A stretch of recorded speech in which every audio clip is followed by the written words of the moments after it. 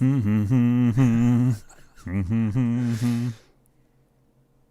and welcome to another movie review from MBE.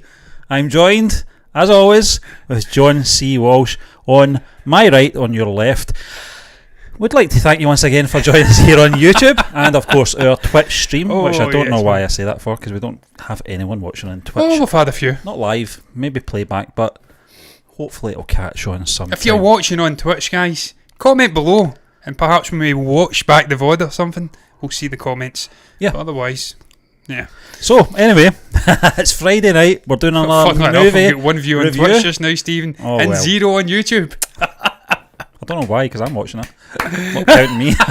But anyway, Padmaavat, John. Yes. This film from 2018. Let's bring up the little as I recall, I've not got the information up in front of me. 2018, Stephen. But both of us watched it last night. Yes. The film's 2 hours and 45 minutes, roughly. It probably isn't as long as that. What I have noticed, John, over the last couple of weeks, we watched KGF last week, is the sort of presentation of Indian film that we've noticed on Amazon Prime TV. It gives you a lot of warnings about animals not being affected in this film, etc. All that kind of thing going on.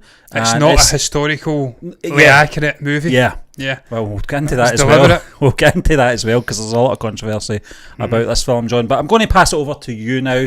As always, you will guide us through this review experience. And where better to start off, Stephen, than the controversy surrounding this movie's release? Funnily enough. Because I wasn't aware of any controversial issues surrounding this movie. We reacted to the trailer. Yeah. It was recommended to us that we perhaps review this movie as well. We went out and we watched the movie. Now we're reviewing it, and it was only until after I'd watched the movie that I realised there was some controversial elements to said movie, primarily around about the historical accuracy of the events taking place, and of course more centric to Padmaavat, if that's the correct way to pronounce it. Even now I'm not sure. Deepika Padukone, I want to say her name is Padukone. She was threatened with violence. There was lots of threats dished out, and a lot of controversy surrounding her male cohorts not really stepping in and defending her honour. Right. And then obviously things with the waste being shown, a lot of Hindi elements of India weren't happy. And then there was violence outside theatres and stuff. So what was your thoughts on that, Stephen? You discovered there was a controversial edge to this movie. And can you understand why there was controversy surrounding this movie? Because I have to say, me personally, having watched it, I can't get my head around it. I don't think it's a controversial movie at all. But I am not acutely aware of the story of Padmaavat. I was going to say, I wasn't aware until we obviously were talking about it tonight. Yeah. But again, you know, we were talking about this midweek when we were talking about this iconic cricketer. Yeah. The film that's not going to happen now. In relation to the Sri Lankan Civil War. But again, you know, from obviously our point of view and our place in the world, it's very hard for us to, you know, get every single ounce, you know, detail of the surrounding factors of these films and how it affects different regions, you know, of the country and stuff like that. But we talked about that again, John, and again, I think it's different for us because we're going in with fresh eyes. We're going in with a more ignorant approach. I don't mean that in a negative way or anything like that, but ignorance is bliss, Steve. Yeah, we're not fully aware of obviously all the surrounding sort of details of how accurate or inaccurate this film is. I think a lot of it, Stephen, was to do with the ending too. Yeah. Self-immolating. There's a name for it. I can't find it at the moment. But her really getting into Jaipur. Yeah, I think getting into the flames. As well, John, I think a lot of the characters in this film were depicted in a different way than they were in real life. Yeah, apparently, some of them, you know, some of the more negative characters in the film. Well, she was a mythical figure. We still don't know she was actually a real person. We know the Sultan and the Rajput were real people. Yeah, there's historical details on those guys.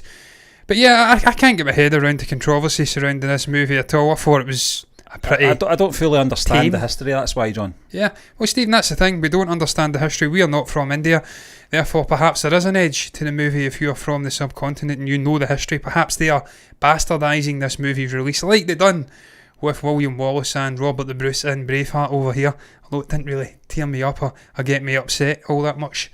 It's just a popcorn flick, historical drama movie. It is what it is. But Stephen, look, introductions. This movie starts off very interestingly indeed. I think it's I'm going to try and say the guy's name. And even now, I'm going to tell you, I think it's Jalaluddin or something. I'm going to actually bring the character up on IMDb and see if I can read the name properly. Jalaluddin Khilji, the original Sultan of Delhi. He's introduced. We see Aladdin come in with an ostrich. A very badly rendered ostrich. The CG's not great. I understand you can't take an actual ostrich on set. They're very spontaneous animals. Unpredictable. So right away I was concerned about the ostrich, but I needn't be, because there's not a huge amount of obvious CGI utilised in this movie, for me anyway. No. And we get to just understand this guy from the very first 5 minutes of the movie. He's an absolute wrongian, if you like, as we like to call it over here. He's just getting about. He's a very charismatic guy. He desires beauty. He thinks everything that's precious should be his. Yeah. He's a very impulsive guy, and we see that in the wedding, Stephen. He demands the bride from the Sultan, his daughter's hand in marriage, and he's just going about and firing into everything in two legs. So what did you make about Aladdin? Because I tell you what, when I first seen him, I liked the guy from the get-go, and as the movie continues through, I only continue to like this guy. He's supposed to be the villain, but I quite like him. He's got a way about him. Well, he is a villain. I mean, the things he does in the film are villainous. But it's very a Mongol. It's very hard, John. It's very hard to judge these people, not knowing obviously how true to life they were. But the ostrich scene for me, it made me laugh. You know, it was an unusual entrance for the sort of antagonist of the film. But it explains him again, Stephen. Yeah, the Sultan wanted a feather. Yep. He brought him an ostrich. Yeah, this man doesn't do half measures. He goes all in. I will say one thing, John. I knew from the get-go that he would do the Sultan in. I just knew it. I just had this way about him. I went, this guy's going to be ruthless. Very ambitious. And you see it obviously, you know, on his wedding day. Is it wedding day? I think it's his wedding day. You know, he's with that other woman. He's a rogue, you know, an absolute rogue. You're not going to tell him. You're my best friend. No, stabs him in the back and leaves him to bleed out. And goes off and dances. This is the guy's character. Sets the villain up beautifully. And that's something very different, Stephen. You don't see that happen in a lot of movies where the actual villain is introduced first before our protagonist. Yeah. And they switch it in this movie. Because, of course, after that we get to see Ratan Singh. Yeah. He meets Padmaavat for the first time. It's in Singhal, I want to say, Singhal. Yeah. He's going there to fetch some pearls. He gave away a necklace, a precious necklace. I don't know if it's his mother or some family member is unhappy with him. So he has to journey to Singhal to get these precious jewels, these diamonds, if you like, pearls. That's probably the better word. And he bumps into Padmaavat, and he's just taken by her beauty from the get-go. Yeah. Stephen, a beautiful sequence. I've said cinematography, absolutely amazing. Exactly, John. And one of the greatest beards ever put to film is introduced. It's such a contrast to the opening shots of the film. It's so bright as well, you know, and some of the landscapes are absolutely beautiful. You're talking about CG, John. I don't know how much CG was involved in these shots or whether or not it was real. I would probably, if I was putting any sort of money on it, I would say perhaps maybe it's a bit of both practical and CG in there. There is elements. I think so. But it's stunning to look at as well, you know, and it was believable as well. But it was a good meeting between the two of them as well. This was the point, John, in the trailer that intrigued me with her character. I felt she was going to be a warrior in this film, just the way it was portrayed in the trailer with the bow and arrow. She could handle herself, and I just thought she's going to show the Sultan her wrath, you know, at the end of the film. We'll obviously get into that. We didn't quite get that actually. But she is a warrior in a different way. Very strong-willed woman. Yeah, definitely. And she's her own person. But it was nice. It was a nice meeting between the two of them as well, John. And the chemistry between the two actors as well worked for me. Yeah. I just felt that the two of them are very likeable. The chemistry was right as well, you know, for two people meeting it for the first time. He's obviously in awe of her beauty, you know, which is clear to see. And takes I would say it's vice versa as well on, you know, her on him as well. But it takes an arrow. Not quite through the heart. No.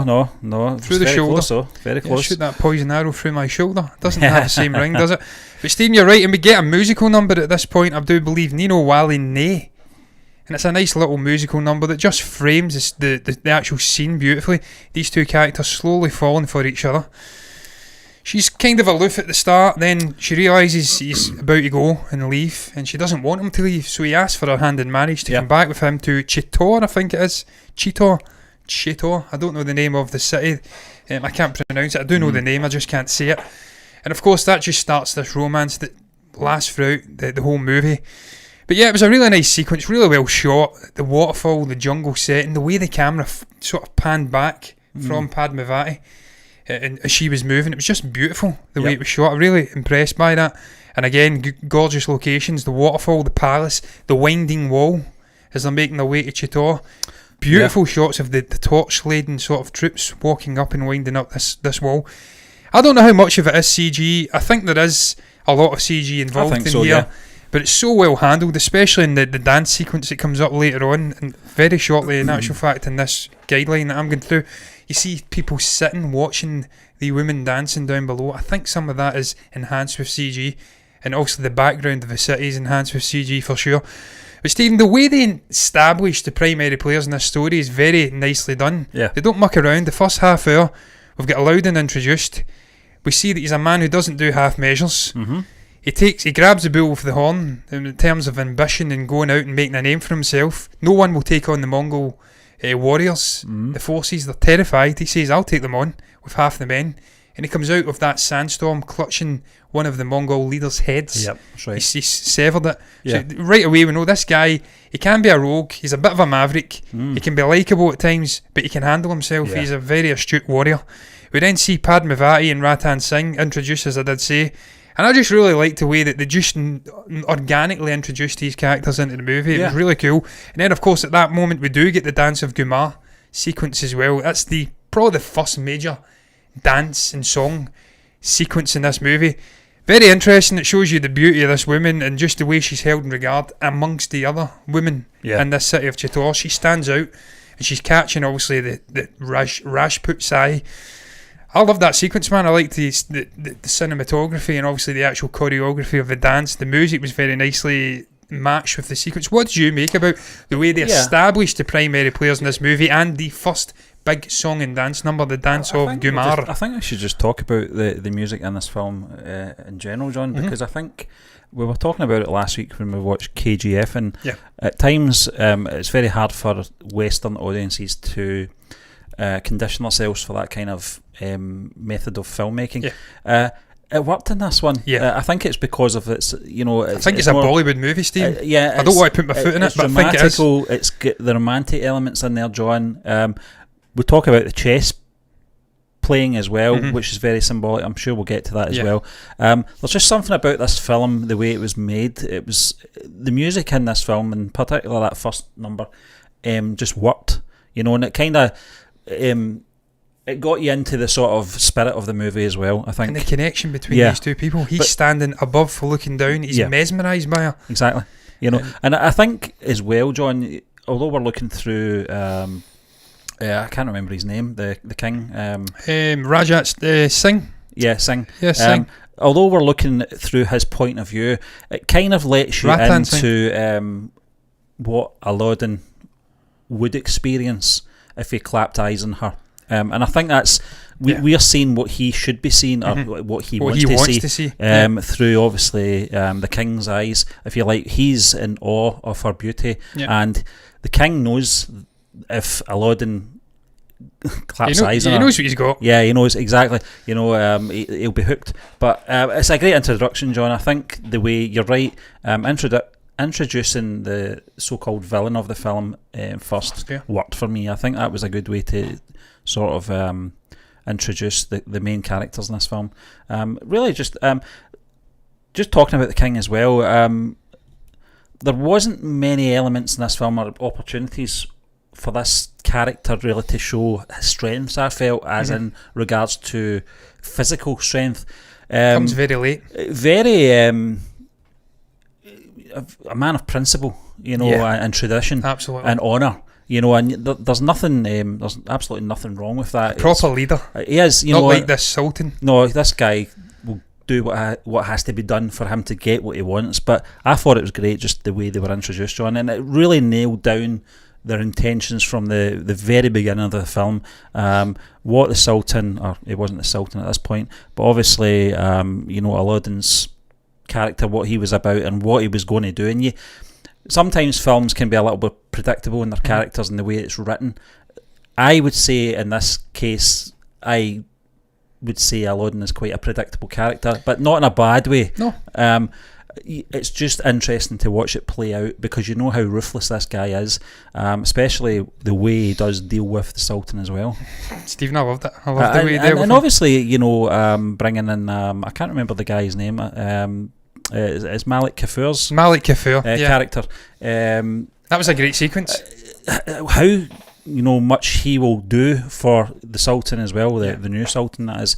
It was just a brutal scene, just how capable he is of pleasing, his leader. It was great. I think all these side characters as well played an important role as well, John. Stephen, they do. They absolutely do. There's some very interesting side characters in this movie, and of course Raghav Chitan is perhaps one of the most interesting ones. I'm getting Siri coming up here. I don't want him. He's this pious holy man. Yeah. Who, of course, Padmaavat meets, and she has to sort of, impress him, show that she's worthy. Yeah. He gives her a series of questions and she answers very astutely. She's an intelligent woman, you can see that. She's got intelligence, beauty, and a bit of a sort of fierce warrior streak in her as well. And he gets introduced as this sort of holy closed figure to Ratan Singh in the movie. Of course, later on he gets caught snooping on the two of them when they're alone. Yeah. He gets a spear to his shoulder. It gets revealed that he's the guy that's indeed been snooping, and he's banished from the kingdom. And I think he says, he's got a couple of good lines. I think one was actually, I've swallowed this embarrassment or something like that, this humiliation. And he says he threatens him to bring down, he'll come back and he'll bring down Chittor or something like that. He'll have him on his knees. Yeah. So that's ominous. And right from the start, Stephen, when I seen this little pathetic figure, I knew when he went away what he was going to do. He was going to betray him. Yeah. He was going to meet up with Aladdin, and it was going to bring this army back. Yeah. It was so, in that sense, it was quite predictable, I have to say. There was elements. What's funny though about the character though, John, his introduction to her and his presence in that scene, he came across as a man of principle as well, a man of tradition as well, and there was a certain strength about the character in those opening shots. So I thought this guy's obviously been held in high regard. Yeah. And that's why he's been brought to, and so you can actually see the decline in the character from the moment he's banished. He's unstable. He's unstable after that, John. But it's very interesting to see the decline of a character as well. Stephen, I have to say, I think Ratan Singh and also Padmaavat are the two sort of emotional linchpins in this movie. They're the ones who have, morals throughout the whole movie. There's a lot of people around who are very impulsive, the likes of Aladdin and Raghav Chitan, who sort of fall from grace. One just knowingly falls from grace. He doesn't care, Aladdin that is. The other one, perhaps just he thinks that he's the better man and that he's doing the right thing, betraying his Rajput, I think. I'm pretty sure it's Rajput. But I liked the fact that these two people were the moral linchpin in the movie, the sort of emotional linchpin too. Obviously, at this point, there's a lot happening, Stephen, in the movie. We've got Aladdin betrayed by his uncle. Is it his uncle? No, yeah, he betrays his uncle. He stabs the Delhi, the Sultan of Delhi. He claims the Delhi Sultanate, I think they call it. And this is when he really starts going from strength to strength. He's finally got his ambition of sitting. He's the leader of India, I think he says. I don't think he is yet, but he thinks he is anyway. He certainly commands respect. Yeah. Because all of the other leaders refused to take him on after that point. So I liked that one. I liked to see when they did stab him. You touched upon it. Sort of takes him in and he says, I've got a gift for you as well. Yeah. And he just stabs him in the back. Multiple people stab him in the back while he holds him. The sound as well, John, the stabbing was absolutely shocking. And you're right, Stephen, obviously it was shocking, you're right, but at this moment we get introduced to his main man, Malik Kafur. This is a guy who looks like Sacha Baron Cohen over here. Yeah. He's got a great singing voice, and he's a very humorous character. He's a sort of sneaky, conniving snake of a character. Yeah, he's like Benny from The Mummy. That's exactly. He's very funny though. Yeah. And the moments we have with him, he's so emotionally connected to his Sultan. He's never away from his side. He believes wholly in this guy, and he's willing to do anything to see him sort of claim what he thinks it is, and obviously in the first moment we see him as the Sultan 8, if you call it that, and then later on try to get Padmaavat, even though he wants his love, he's willing to do anything to get Padmaavat for him. Yeah. And then also Chetan, he reveals Padmaavat's beauty aloud, and this sparks the whole sort of plot of this movie, Stephen. His obsession to see this woman's face, to be mesmerised by her beauty. He's willing to go to war against Chittor, against Ratan Singh, just to get his hands on this woman. John, and you see the obsessive, impulsive side of this guy again. It makes a good story, but me having this sort of analytical eye, I always felt, what if what if this guy is just lying? And she's not that good looking. He does say that though. He says to him, if she's not as good looking as you say, you're going to be meeting fire. And but I just think the lengths he went to, you're taking this guy's word for it, really, aren't you? This is why it is. It's a borderline mythological. It's a sort of myth of a story. We don't know if this character Padmaavat is real. She's a sort of mythical figure in India. We know these two other guys, the Sultan, Alauddin, and we know that Ratan Singh were real people, but would you really have a man go to war over the beauty of one woman? I don't know if that's true. That sounds like a made-up sort of story you'd see in a holy book like the Bible or something. Or a film. Yeah, or a film. My dog is just let one rip, incidentally. Horrendous. God damn you, Harley. We're trying to speak about a beautiful, drama-driven love story here, and you're farting away down there, you absolute dog. And he is a dog. But wait, I digress, man. Stephen, the film, obviously at this moment, he goes to war, he declares war, he besieges Chittor. Yeah. And we have a long standoff between these two very different men, as you did say. One's a principled, morally driven guy, he's a respectable guy. The other guy's an absolute shyster. He'll do anything to get his hands on. But he's an animal, an impulsive animal. Yep. The standoff, he's willing to do anything. He'll let his men starve and become bored out of their wits' end, standing outside of this sort of walled city. Yeah. And all he does is puts on wrestling matches and stuff like that, whilst there's festivals of colour happening. With the horses as well, John, in the ditch. That was beautiful. They do have that conversation, I think, over dinner, the two of them, when they're talking about the amount of men he's lost, and obviously setting fire. Was it his pet bird or something like that? Yeah, he's got precious birds. Yeah. I found that quite funny. Not the fact if he was still here, he would be. I think the fact that Alauddin was able to hold his nerve, because he's a very, as you said, impulsive guy, and he lets his emotions take control of him. I can imagine the rage that he would have been feeling towards the king at this point. Although he's acting civilised, you can actually see in his eyes that he just wants to cut his head off. It's all about getting Padmaavat, and he knows that if he steals Ratan away. The standoff was great, John. I thought, even just looking at the arrows going down, Stephen. Yeah. As a warning, don't come closer. Yeah. Great moment. It was fantastic. And then you see the sort of conniving side of Alauddin too, when he thinks he's losing the support of his men. He goes out and gives a completely false sort of heart. I don't know what you would call it. A statement from the heart. Yeah. And he kind of he kids on, he's ready to cry. The men have lost faith. It's all been about getting I can't recall the name of the actual family, Kilji, I think they are, to the top. But if you don't want to be with me, then we'll just let the flag drop. He tries to let go of the flag. They all rush to grab it, and he turns and gives a little wink to the guy at his side. There you go, I've got him back on side. He's always one step ahead. He's a conniving shithead, but I loved Alauddin in this movie, Stephen. I've said it before. Thought the character was great. Yeah. I like mavericks like this. Just wrongings. You kind of can get on board with their side of things, but you can't really. But there's something likeable about them. It's almost like Thanos. I kind of liked Thanos too in the Avengers movies. But Stephen, the film's tone, its genre, if you'd like, and its pacing, I've said it's a really nice combination of historical drama, romance, and musical elements flung in for good measure. Mention, if I can speak. Did this surprise you, that the combination? Because we actually spoke about this during the actual trailer reaction, that it wasn't your usual movie. It didn't feel like it was an action movie. It felt more drama driven, but there's other little elements in there. There's a standoffish sort of vibe to the trailer, John, that I did pick up on. A lot of people said in the comments section it's not action driven, it is more drama, but there was hints of that anyway in the trailer. So I wasn't too surprised by seeing it. I didn't realise how dramatical it would have been, once seen it. I thought they were maybe holding off on the action, which I don't think they actually did, because you think back to the film there's not a lot of action in the film. There is moments, but there's standout moments as well. But at the end, there's a lot of chess playing going on in this film. There's a lot of tactical maneuvers. Steve, you should talk about that chess playing scene. I think we should, John, but because it was very significant. It was, and I think talking about protecting the Queen. The tone of the film, like your other question, reminded me of The House of the Flying Daggers. It had the romantic elements in it, the beautiful scenery, lovely music as well that just matched the scenery.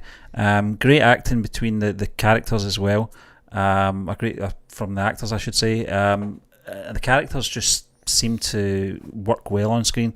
But I think that moment with the chess playing was very interesting to me. It kind of signified what the film was about. It was all these little manoeuvres from both sides, setting their play, just making their little moves. It was a very much what was that? I just saw something going by there.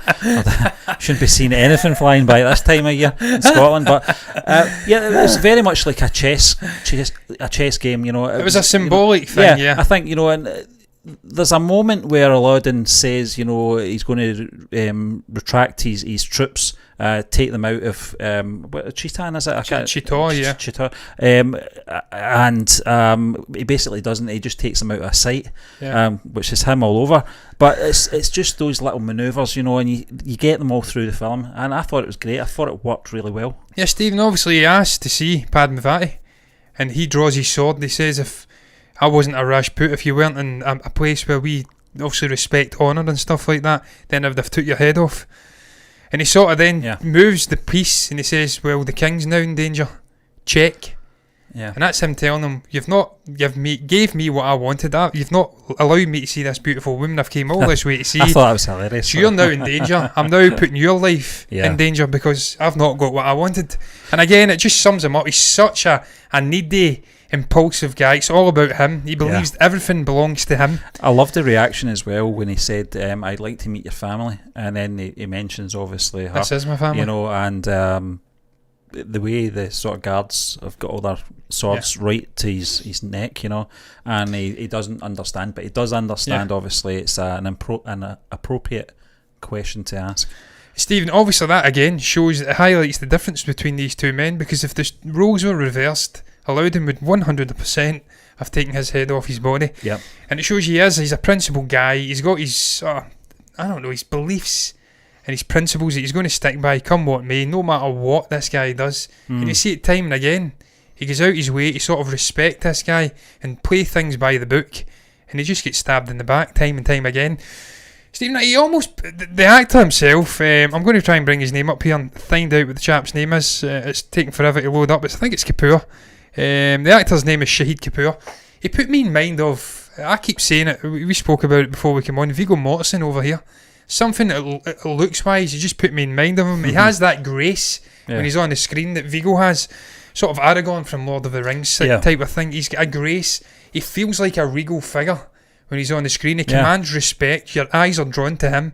And also when Padmaavat and him are together, your eyes are drawn to them. They look like an actual royal couple. They belong together. Yeah. And interestingly, I found it funny reading up on these actors afterwards that actually Ranveer Singh, who plays the Sultan, Aladdin in this movie, is actually married to Deepika, Padukone. Yeah. So this woman he was going after heart and soul for in this movie. He never saw. He's actually married to her, and he married her the year this movie came out. That's fantastic. So that's a nice little bit of trivia. These two actors are actually married, and the one guy who's standing in the way in this movie, he's got nothing to do with him at all. So I thought that was quite funny. But Stephen, Aladdin, his performance, Ranveer Singh's performance, we have to speak about this antagonistic character Aladdin. I says it in my notes. I've said it before. I found the guy hilarious. I thought he was quite likeable. Yeah. And just the way he agreed to behead that Raghav Chitan character, that little smug, holy, pious man. Yeah, the way that was shot was brilliant because it was deliberate that we were going to see his facial reaction to agreeing to that as well. And in the background, you see that little sad man. Yeah, he's laughing. Yeah, it's just a great scene. It made me laugh, and it probably shouldn't have, but it was just karma to me. It was perfect. It was just, he got what he deserved. And I felt that the Queen was very clever in her conditions. And she obviously must have been just biding her time to pay back with him. And it was perfect. His reaction as well. He couldn't believe that his Sultan was going to do this to him. He engineered the whole thing, Steve. He gave the game away, betrayed his Rajput, and he sort of put Alauddin on this journey to try and see Padmaavat. In the end, he actually cost her life. So it was fitting that she get one little payback measure flung in, obviously getting him beheaded. And it was the way it filmed. You're right, the way he walked away, and he's like, ridiculous. She's put one final condition in. It's never going to happen. He says, what is it? And he tells him, obviously, the final condition is you behead this Regan Shaitan. What's his name? I'm going to bring his name up again. I forgot it. Raghav Shaitan. And you're correct. The way it focuses on Alauddin's face. It's a great shot. They kept saying Mansouri. I think it's Mansouri. Agreed. It was beautiful, man. I was killing myself. Stephen, I've said his song and dance number was the best too. I really do believe it is. I think it's Kalabali. Yeah, I think John... He's so full of energy, this guy. He's such an energetic actor. He's really likeable. There's a lot of aggression in his dance moves as well, which I thought worked really well. And it's right, there's that thing again, it's flying about here. But I think it worked, and I said this earlier about the dance numbers and the musical numbers. It just worked really well. This one worked really well for the antagonist. It shows you his obsession. Yeah, he's totally devoted on Padmaavat and Sina. He takes an arrow. From a Western ignorance, it should really take you out of the picture and make the antagonist not as believable. But for some reason, it's getting the lights, John. It's the studio lights. But there's something, the way he performs that dance number, and the way it was choreographed, worked. I think there was just a lot of aggression in the moves, frustration as well.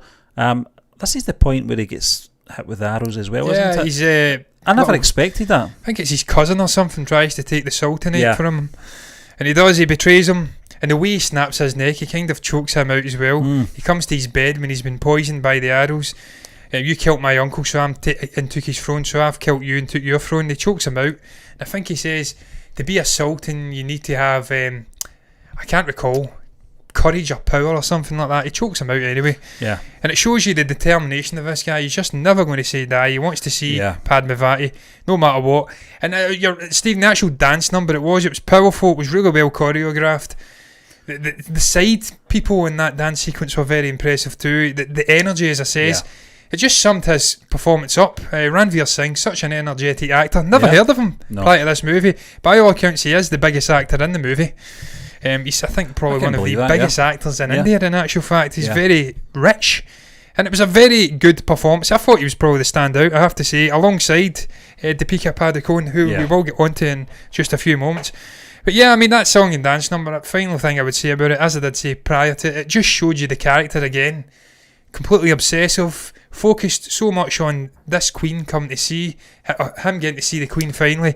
He's not seen the sort of behind the scenes engineering trying to get the Sultanate from him. So that was cool. It was a nice little combination in the dance number. I liked that, and I liked the dance numbers in this movie. You're right, what you said before. KGF, it was a little bit jarring the way they implemented the dance numbers into an action movie. This movie felt like they just belonged. Because there was a seriousness to KGF as well, John, in what he had to achieve. And I felt the dance numbers and musical numbers didn't work for me to an extent. It didn't take me out of the picture, but in comparison to this film, it just seems to work better in this kind of genre. But if you're saying this is possibly Bollywood, I can understand. I think it is. I'm pretty sure it's. If anyone's watching, comment below. Is this a Bollywood movie? I'm sure it is. Pretty damn sure it is. And that's perhaps why the musical numbers just work better. They seem to flow more organically because it's just it's part of the culture in that actual industry. Final thing, the beard. Man's beard. Best beard put to cinema ever. And he's got braiding on his hair and everything. Magnificent head of hair. Cool looking guy. But Stephen, obviously at this moment Alauddin, he offers a truce. That fly thing's doing my nothing. Johnny Longleg, we call him over here Daddy Longleg. I don't know what they're called, crane flies. I don't know what the think hell they're called. They are called crane flies. Yeah, get out, man. It's creeping me the hell out, man. But yeah, obviously he meets with Rattan. He finally gets a brief glimpse at Padmaavat. We get the chess sequence that we spoke about, the checkmate. He steals him back to Delhi, and he really forces Padmaavat to come to him. Yeah. And it's just, again, I've spoke about the actual brilliance of framing his distraction during the dance number and stuff like that. I liked this sequence. It showed you the sort of puppet mastery involved in this guy's thinking. He was almost a step ahead at every measure. Yeah. Him and his little goon of a friend who's, again, I forgot his name, Malik Kafur. Yeah. Again, a lot of snooping and peeping going on in this movie.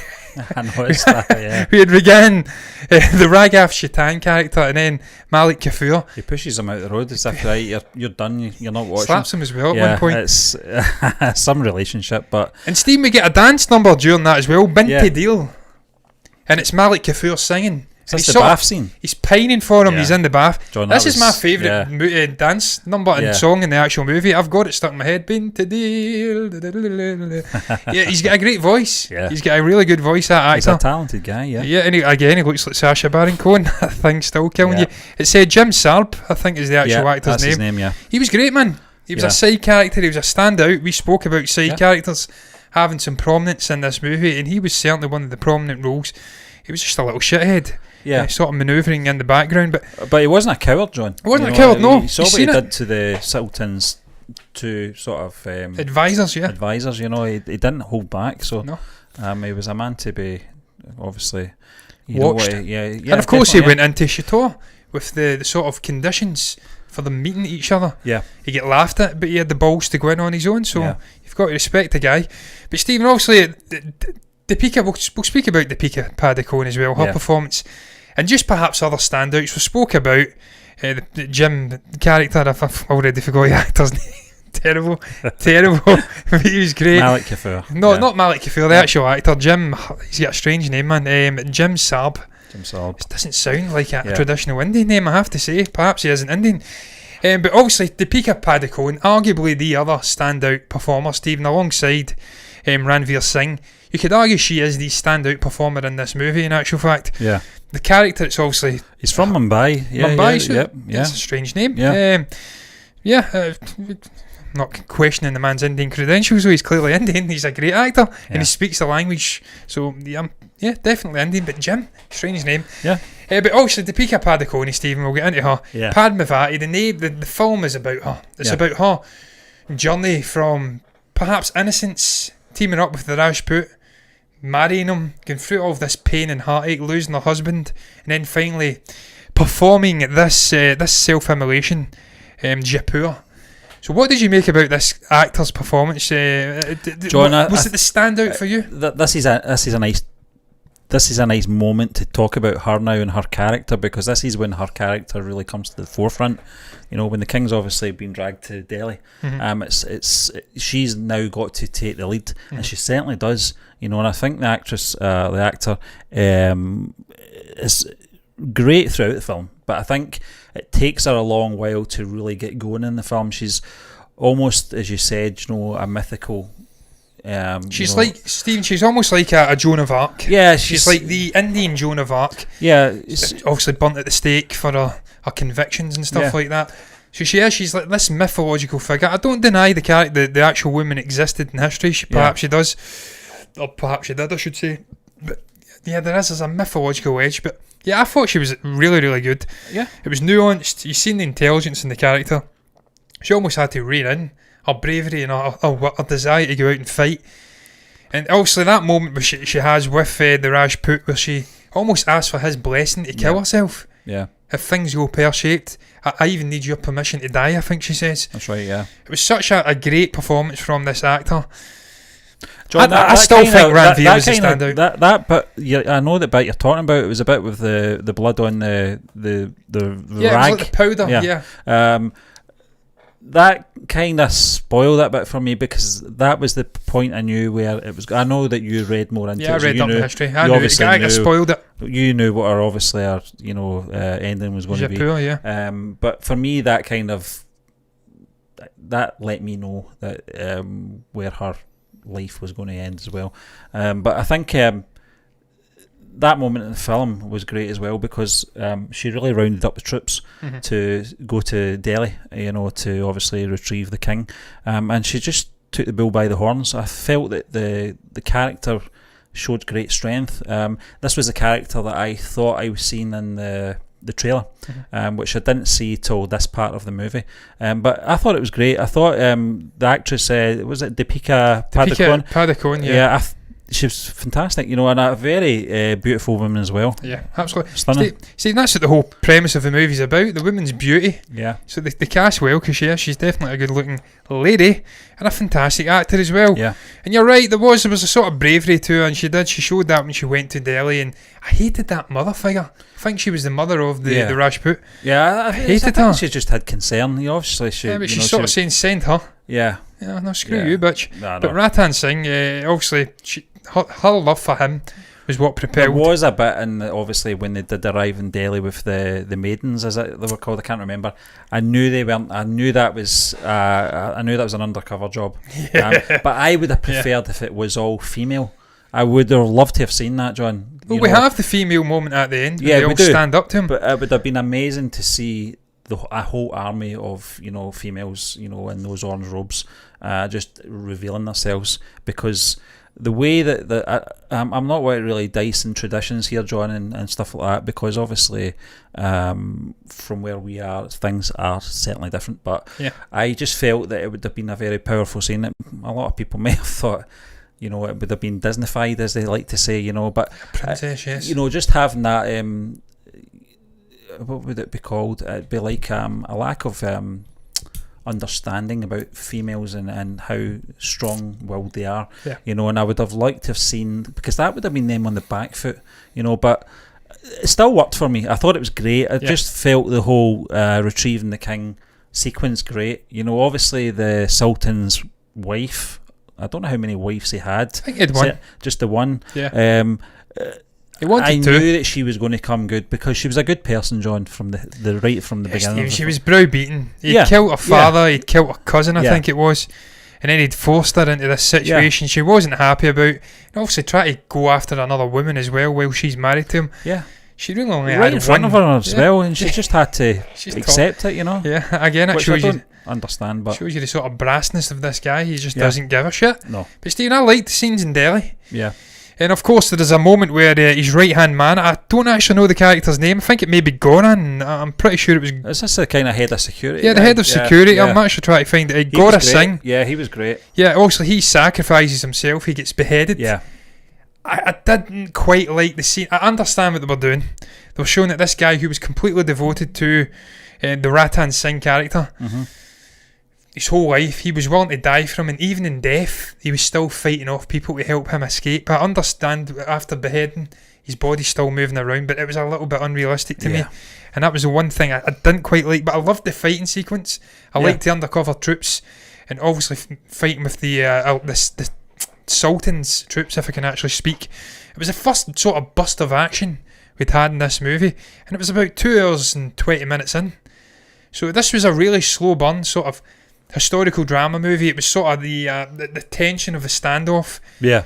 This man's desire to see this queen and make her his queen, and also the actual Rajput standing in his way. So it was a totally different movie. But I really enjoyed the last 20-30 minutes of this movie when the action did start to go up a notch. Yeah. They escape from Delhi, and also he's been thwarted again in his attempts to see this woman. And he assembles an even bigger army to go and John, take. I always felt that made sense why he was injured with those arrows earlier on. Yeah. Because it kind of disabled him in a way that when she had to arrive in Delhi, it wouldn't have been so convenient for him to get to her. That he was still recovering from these horrific injuries. Yeah. So it was a kind of convenient way for the storytelling point of view that it would still keep these characters apart. That he didn't want her to see him in the state that it was in either. He was that confident that he would get to see her anyway, that he could wait that little bit longer as he recovered, And Stephen, I think this is where the controversy actually comes from in this movie, the historical inaccuracies of the actual story. I don't think Padmaavat, what's her other name? There's another name, Padma something. It's different to Padmaavat. Yeah. I don't think she actually went to Delhi at any point. I'm pretty sure the historical tellings say she never even attempted to see this guy. She sacrificed herself before he even get an opportunity. And of course we do see that at the end, she does sacrifice herself. But I think the historical sort of liberties taken, the creative licence used by the director, having her going off to Delhi and stuff like that, I think that's what rubbed people up the wrong way. Because they're very strong in their love of this character and what she means, and just the act of courage, obviously killing herself, self-immolation, japur, whatever you want to call it. So I think that's where a lot of the controversy was actually stemmed from in this movie.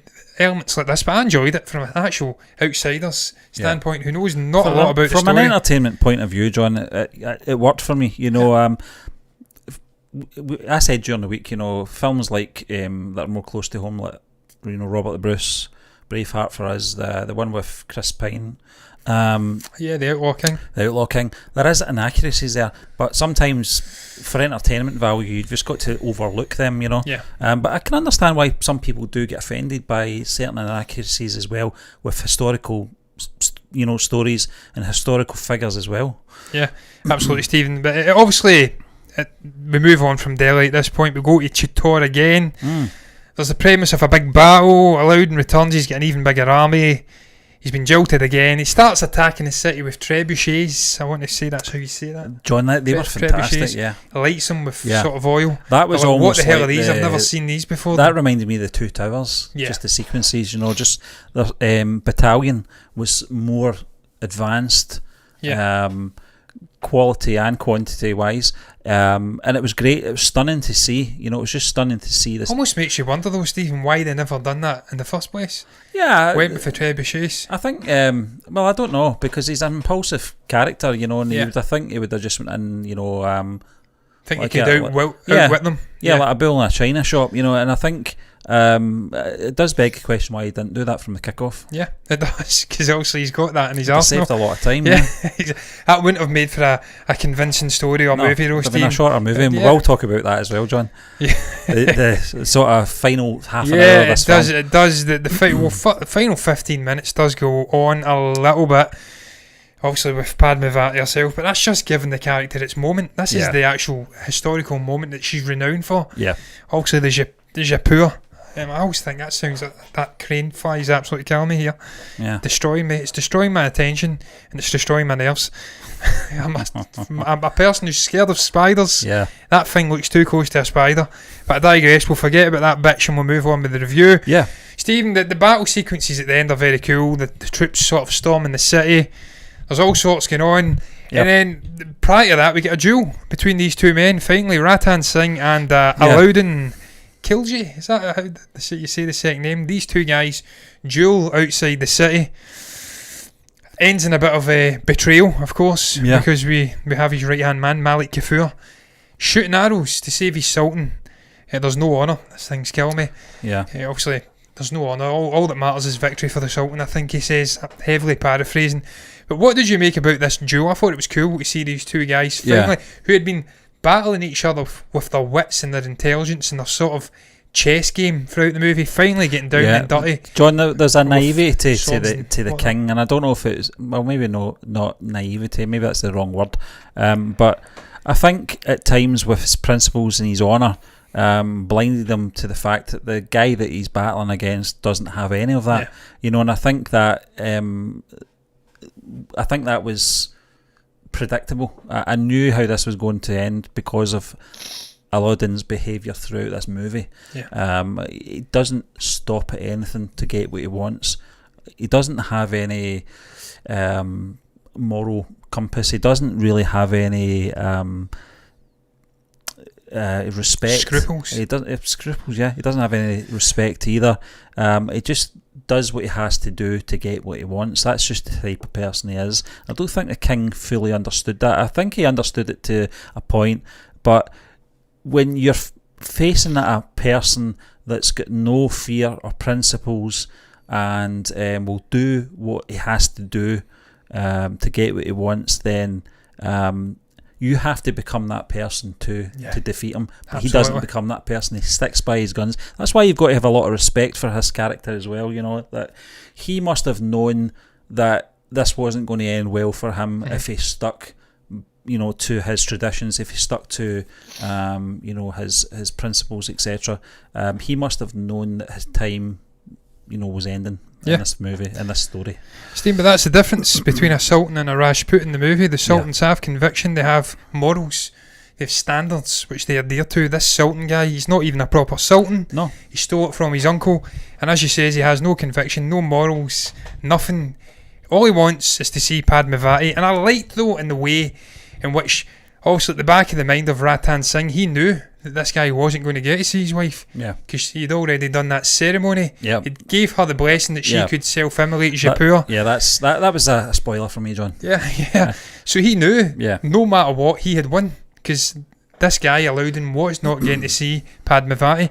So it was kind of sweet. It was bittersweet. I liked the guy. I felt sorry for him when he got shot in the back with the arrows. But you're right, he was a little bit naive.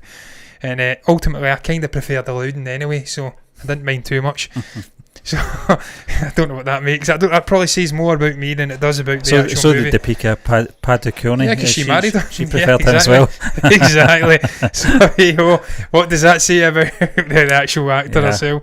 Clearly the bad guys are better. Yeah. But Stephen, obviously the final 15 minutes of this movie are sort of dedicated to Padmaavat's Jaipur. I don't know if it's this is the way you say that, if I'm using it correct, but the sort of self-immolation, killing herself in the flames with all the women, it's dedicated to that. I've said too long, ? In brackets. Did you think it was too long? Do you think they overstayed their welcome with this? Did it dragged out too John, much? I don't think this sequence dragged on. It just came at the wrong time in the film. I felt there was a lot throughout the film that could have been snipped down to just over a 2-hour film, but there was so much to cram in, so much happening as well, and you've got to remember the pacing of the film, and like we described earlier on about the sort of chess match that was going on in this game, there had to be suspense as well, and all these little sort of sort of smaller games that were getting played throughout the movie were going to lead to this big sort of finale anyway. But as I said, I don't mind the actual finale. It was a cool moment. I thought it was quite cinematically, it was beautiful to watch. Storytelling as well. It was tragic, and sad. And again, Stephen, convictions of these people. Yeah. You had women who were pregnant walking down the stairs, sacrificing not only themselves but their child, their unborn child's life. Sad, so it was emotional. It was sad, and it showed you the conviction of this people. They weren't going to give in to this Sultan and his men. So that was a nice moment. Also a tragic moment. It wasn't nice to watch. It was disturbing to watch. And one of the critics actually walked out of the theatre in disgust over this. Yeah. This was one of the things that really they didn't like about the movie. It was a controversial moment for them. I didn't really see that. Again, I'm an outsider watching this. I'm not bogged down with knowledge of the characters and the actual story. So I just watched it as a cinematic experience. Didn't find it that controversial. It was a hard watch. Obviously, people killing themselves in flames, but you're right, from a cinematics viewpoint, a cinematography viewpoint, it was beautifully shot, slow motion, walking down the stairs. And again, just the conviction of the Padmaavat character, really cool moment for that character, for the actor to convey this historical figure who is revered in certain parts of India. So, a shame she had to go through the shit she went through. She got a lot of abuse and threats to her life and stuff like that. It's not really her fault, she's just portraying the character in a movie. But we see that throughout the course of history in all different movies from all different countries. Beauty is in the eye of the beholder, as That's she what said. she said, John, yes. It's a great line, It's true as well. Absolutely true. I think it was the mother figure that says, it's your beauty that's brought all this on. And she says, and what about the beholder? Yeah. She was such a cool character, an intelligent character, Stephen. I liked the performances, we did say, from Deepika Padukone, and just the character itself. But Stephen, also the movie ends at that point, so we're done with the actual story. So I think we'll move on to the actual technical chat. I've said, if we've not already touched upon it, we kind of have. Yeah. Visuals, cinematography, the score. I loved the musical numbers. I said it before. I thought they fitted, that's not even the correct word, fit much more fat nicely, with this movie than obviously what we've seen in KGF. And the musical numbers felt like a part of the story. They told a story for the characters. The Calabalis dance sequence, the Binta Dil, Dance of Gamur. There's a lot of good musical moments in this. The score itself was very cool. I thought cinematography wise, the way it was shot, it was just beautiful.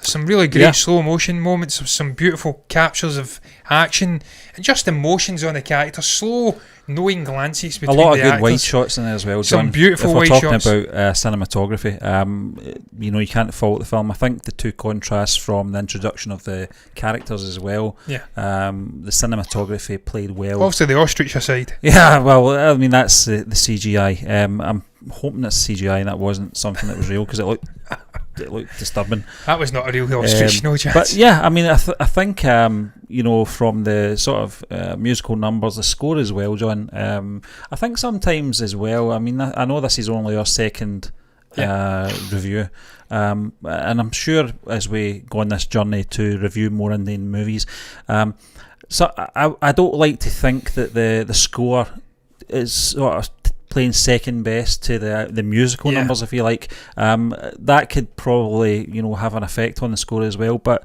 I felt it worked well. I thought the sort of soundscape and the visuals worked really well in this film. There was a lot of wide shots, and I think cinematically this was a more beautiful looking film than KGF.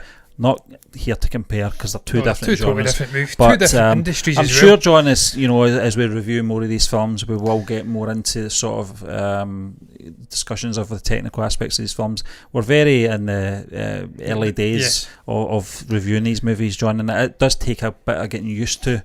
But I thought it was a stunning looking film as well. Stephen, in editing, totally different to KGF. KGF was so brisk and frantic. Lots of cuts. In this, it was a lot more slower. And you were allowed to envelop in the world a lot more in the characters. It was edited more like a traditional Western movie. And it's funny, John, because I know we said we're not going to compare them, but we'll talk about running times here. Very similar in running times, probably about 10 minutes either way.